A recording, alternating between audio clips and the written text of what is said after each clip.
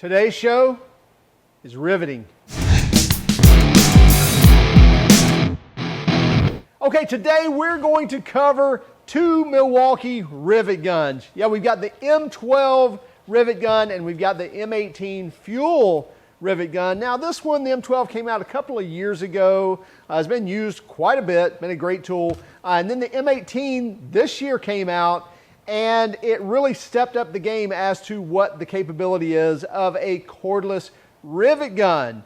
Now we're going to explain the details in between these two and what one's good for and what the other is not, and vice versa. And does it have a place in your tool arsenal? Let's get started. So we've got both Milwaukee rivet guns here. We have the M12, which is the 2550, which came out a couple of years ago. And then we have the M18 Fuel, which is the 2660. But which rivet gun actually fits you, or does either one of them fit you? They do have some different uses. Obviously, they will cross over as well, and both work on some scenario. But there are some main uses that each of them will do well at that the others probably aren't the great fit for, or that the other one is not the great fit for. So let's go over these things. Let's start with the M12. Now we reviewed this a couple of years ago, and since it gets used a lot in the shop, again, it's one of those tools that until you have it, you don't realize what you're missing out on, and just the fact of not having to squeeze a rivet gun anymore is a blessing. As long as you can fit this in the places where you need rivets, that sometimes is a problem, so we have to go back to a handheld rivet gun. But for the majority of the times when we're running rivets now we can grab a cordless unit and make that a lot easier. Now let's talk about the M12. Again, this is the model number 2550. Now with the rivet gun, you get 4 different tips. So the one we have on here right now is an 1/8 inch. And by the way, the sizes on this will do 3/32, which is a step down from the 1/8 inch. 1/8 inch, 5/32, and 3/16. So we can shoot a 3/16 rivet with this gun if we want to. Now the cool thing about this gun is that when you pull the battery off, here's where your tips are, down here in this little rubber holder here, and you don't have to screw it on or screw it off. You can just pull these out of here and pull the tip out that you need, or put the other one back in, and that's covered or protected by the battery. Now, in this case, I've got an XC battery on here. I do not have to run that. In fact, the only reason I really like to have it on there, because the little 2.0 and 1.5s will work just fine, but it just gives it a little bigger base to work with. And I'll just show you. I'll put a 2.0 on here, and you see it still sits just fine because Milwaukee made it to where the base is level with the battery, so you get this whole thing where it actually sits on, and it still protects your tips there. Now to change out these tips, the wrench is on board right here, right in front of the light. Just slide that out, take your tip off, and you can change those tips rather easily. So if I didn't want my 1/8 inch anymore, just unscrew that and pull that out and change out the tip. Now the cool thing about these tips are not only are they color coded, so you see the red there letting me know I know that's the 1/8 inch, but also as I stick a rivet in here, you'll see something. When I push this in right here on this tip, that rubber O-ring pushes up because there's a little holder inside there that retains that rivet so it doesn't fall out. So no matter if I'm upside down, right side up, what have you, it will hold my rivet in place. And that's what that little O-ring's doing, is holding that pin in there to hold on to that rivet. So pretty cool little feature, and it's color coding the tip so that I know which tip I have in there. Now here on the back is a collector where it's going to collect the actual stems of the rivet. So I'll stick an 1/8 inch rivet in here, and I'll let it cycle through. And you see there's my blind rivet, and back here are all my stems to the rivet. So this is catching or discarding all the blind rivet stems back here in this container, and then you can dump that out when you're done with it. Now let's talk about some of the specs on this. So I mentioned that we have 4 different tips. It has 2,000 pounds of pulling force. What's that mean? Well, we can pretty much pull a 3/16 inch rivet. Aluminum, it's going to do fine. When you get into steels, that's where you're probably going to be a little slower, or it's going to have a little tougher time. It has 0.8 or 0.8 of a pulling pull length, if you will. So the stroke length of being able to pull the rivet is 0.8 of an inch, so 0.8, so a little shorter than an inch. And it will shoot up to 450 1/8-inch rivets on a single charge of a 1.5 amp hour battery. So point is, you could probably use this thing all day long with a little 1.5 or 2.0 with no problems whatsoever. If you stepped up to a 3, 4, or 6 amp hour battery, you're going to use this thing forever before you need to actually change out a battery. Now let's talk about the big guy, the M18 Fuel. So we know we can shoot 1/8-inch rivets and 3/16-inch rivets and smaller ones with the M12 2550. So what can we do with the larger M18 2660? Well, as it looks, it will do more. Not only in terms of quantity, but also diameter. So we can shoot up to a 1/4 inch steel rivet with this, and the stroke length, it grows to 1.18 inches, so almost 1.2 inches. So you get another almost a 1/2 inch pull with this guy. So you're going to be able to shoot bigger rivets, things like this rivet right here. So this is a 1/4 inch aluminum rivet. Since we're not shooting into something, I may have to cycle this twice because it has to pull all the way through and then pull it again to break it. So I'll cycle through it, and it actually broke it. But you see how much quicker it is, how fast it pulled that 1/4 inch rivet, and then again would actually discard those stems into the back case back here. So the 2660 is going to do bigger stuff. Specifically right here on the sides are our different tips. And in this case, rather than just sitting at a piece of rubber, I've got my little wrench here on board right on the front. They're actually going to screw in 2 little brass inserts right there. So what we have mounted here, we have the 3/16, we have 7/32, we have the 1/4 inch tip that's actually on the gun, and then we also have 9/32, so actually a step up above 1/4 inch. Now this also has 4,500 pounds of pulling force, and it's a 1-key gun. So in other words, we can track and manage our tool. There's really no, you're not actually setting any presets or anything with 1 key, but you can track the tool because it is quite a bit more expensive than the little M12. So in a nutshell, this is much faster and much more powerful, as you would expect out of an M18 Fuel. So we got a brushless motor driving that pulling force. We're on the M12, just a brushed motor that's handling that. But again, 2 different types of guns and 2 different guns with different applications and use, but some may cross over. Now, as we said, the M12 will shoot 450 1/8-inch rivets on a single charge.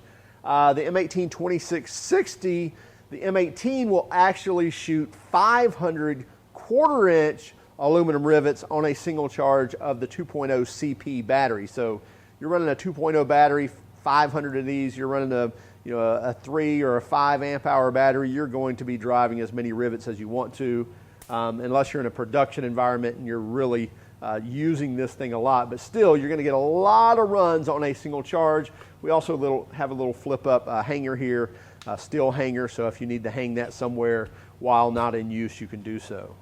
Let's get a quick weight on these. The M12 with the 2 amp hour battery, 4 pounds, 9.5 ounces, so a little over 4.5 pounds, and the M18 with its 2 amp hour battery, 5 pounds, 12 ounces, so about 1.25 pounds heavier for the M18. And then size-wise, we're looking at, they're just about the same size height, which is right at 11 inches for the M12 and 10 3/4 for the M18. And tip to tail here, you're looking at about 12.5 inches. And for the M12, just 9 inches. So about 3.5 inches longer from tip to the back of the canister here. Height's about the same and width is about the same. I don't know, it looks about 3 inches, maybe a little less than that. Yeah, so 2 3/4 inches really on both those. The M18 may be a little narrower here through the head than the M12 is, but for the most part, not too much different other than that length here from tip to tail. Now here's where we're probably going to see a real difference in what these 2 tools are and what they can provide. First up, we're going to use the M12, and what I'm going to do is just kind of simulate something that this would be used for. So Maybe we've got some aluminum channel, some aluminum angle, maybe even some sheet metal. So body work, even some type of fabrication, and joining two pieces of metal, or in this case some sheet goods together. So I've got a few holes drilled here, and I've got some rivets here, and I've got everything from aluminum rivets. So I've got some aluminum rivets right here, and I've even got some steel rivets, and we know they're steel because our magnet will work on them. So we know that's a steel rivet, that one is not. So we've got some steel and aluminum rivets here. So we're going to take a little short, that looks like probably a 3/16 inch long, 1/8 inch rivet. And so we'll take our M12, put it on it, and there we have it. So it did a good job of popping that rivet, and now we've got our piece of sheet metal, our small piece of stainless, joined to our little piece of aluminum angle there. So pretty simple process. That was an aluminum rivet, so very easy to actuate, or very easy to terminate, if you will. So I'm going to put a steel rivet in here now, and let's do a steel rivet. So again, as you can see, even though I have it upside down, it's not falling out.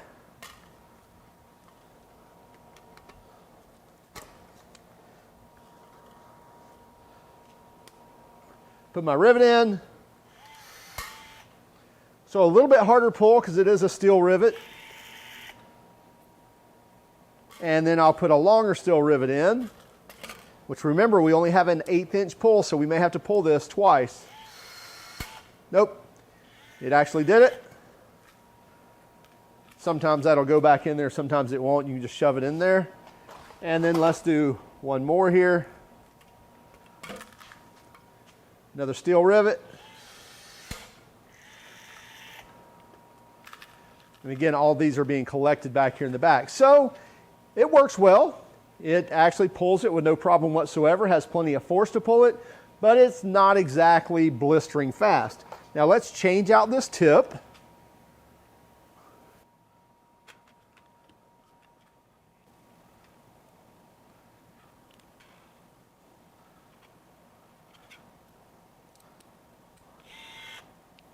So now we've got our 3/16 tip on there.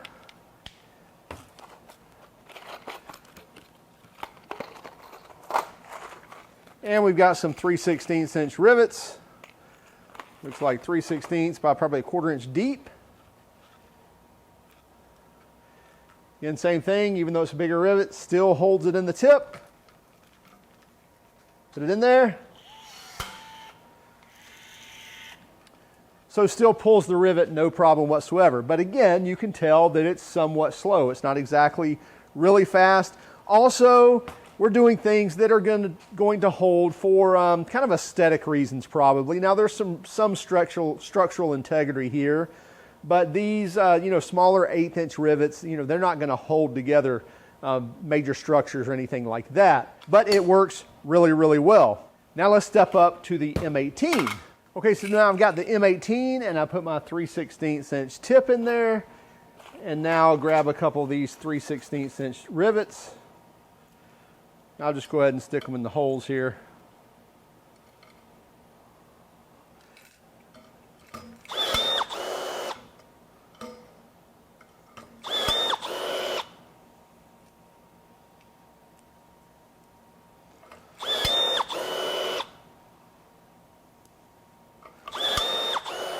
So you can see a lot faster process with the M18, even shooting those 3/16 inch rivets. Now let's step that up even further. So now what I have is two pieces of, I don't know, probably 3/16 inch thick angle iron, and two of those, and I've got the M18 and a 1/4 inch rivet. But I have the wrong tip in there, so let me pull this out, which, by the way, there's kind of a trick to doing this. So if I just take the tip off, you'll see that it's kind of tough because there's basically a spring in there that's pushing against this. You see the 3 jaws to the rivet gun. Well, if I depress the trigger, it'll pull that in, and so now, and these are threaded in the side here, now I can thread that in without it pushing against me. Thread my other one back on here. Tighten this up, let go, and now those jaws aren't pushing against that tip when I'm screwing that in there. So anyway, so I've got the M18 ready, and I've got a long 1/4" rivet. This is an aluminum one. Put it in. And so that quick, it actually pulls that rivet. Now we'll show you from the front side. So I'll put my rivet in, put it through, and pull that rivet. Now, those are aluminum, so a little bit easier than a steel rivet. So we'll grab a steel rivet here. Let me grab a longer one. So here we've got a longer steel rivet, so a lot tougher to pull, and especially a 1/4" rivet. And we'll see what happens here when we do this. A little bit different of a blind rivet.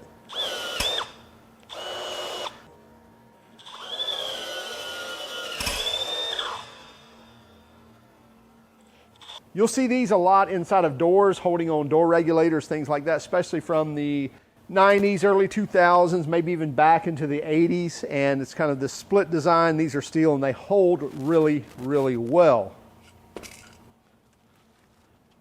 But you can see just how quickly we can move. About as fast as you can load your gun, you can pull the trigger, and it only takes a second to actually terminate those. So looking at these, it's pretty obvious. The big guy's got a lot more pulling force, 4,500 pounds worth of pulling force. The M12 has got 2,000 pounds of pulling force. At the same time, if you're always just shooting, small 1/8" rivets, or maybe even bumping up into 3/16 rivets from time to time, this would be a great gun for you. And if you don't have any pressing issues where you've got to do them real fast, this is going to work just fine. $199, 5-year warranty. The M12, been around a few years and still working great. Now, if you're in more of a production scenario where you're building big trailers, building RVs, even a lot of your side-by-sides now have a lot of rivets on the undercarriage, body panels, things like that. And when you need to do things quick and you're getting into these larger 1/4" rivets and even larger than that, then that's where you really need the 4,500 pounds of pulling force that the M18 has. Now, stepping up to that, obviously that price is going up too, quite a bit, 4 times as much. So this is going to run you $799. Yeah, $800 for a bare tool. That's no kit, that's no battery, no charger, anything. So you're looking at 4 times as much. At the same time, you're never going to get this gun to do the work that this gun is doing. So there is a place for it. It's just not going to be in every garage and every toolbox. But you guys that are working on those trailers and side-by-sides and things like that know what I'm talking about. I recently helped a friend in doing the underside of his side-by-side, and using this on all those rivets, it came in quite handily. Now, I will say the M12 takes a little bit of time. I say a little bit of time, a few seconds for each rivet, where this one, it just kind of pulls it right away. You're done, move on to the next one. About as fast as you can load it, you can shoot them as well. And it didn't matter whether it's aluminum or steel, what have you. And you can see that these are more of a structure-oriented rivet. So when you're stepping up to these larger 3/16, and really in your 1/4", and especially your steel rivets, these things will hold a ton of pressure, and you can just about drive a car on this, make a set of car ramps out of it if you want to. Not recommending that, by the way. But anyway, check it out for yourselves. The Milwaukee M18 Fuel 2660, the M12 2550 1/8" rivet gun, which actually goes up to 3/16, but 450 shots on one charge of the battery, 500 shots on a 1/4" rivet on one charge of the battery here. So check it out for yourselves. Also, keep track of us on Instagram, Facebook, and Twitter. And as always, if you like this video, would you hit that like and subscribe button if you haven't done so already? And by all means, you hated our video, you hated everything about this, give me the thumbs down. Give me the thumbs down. But don't break your coffee cup. And would you let us know in the comments why? Have a great day. Keep smiling.